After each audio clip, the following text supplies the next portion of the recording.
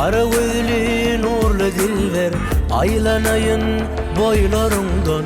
Kaçan diyersin sen bana, razi diyen sözlerimi. Kara gözlü nurlu dilber, aylanayın boylarından. Kaçan diyersin sen bana, razi diyen sözlerimi. Aylanayın boylarından, kaymakayan ellerinden. Men teşneni kanır sana, mehirlice gözlerinden. Aylanayın boylarından, kaymakayan ellerinden.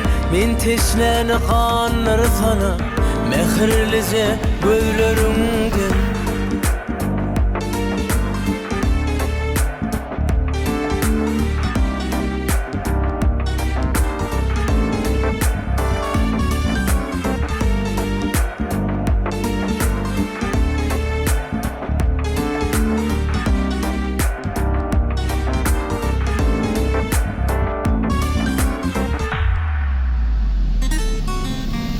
Otursam senin bile, oy bakıştın gözler göze. Kara gözlü nurlu dilber, anan aygıyıp söylerime.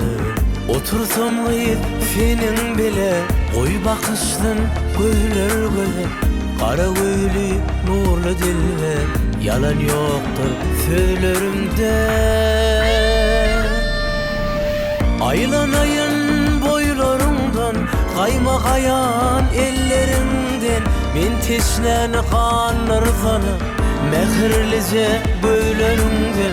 Aylanayın boylarından, kaymakayan ellerinden. Men teşneni kanır sana, mehirlice gözlerinden.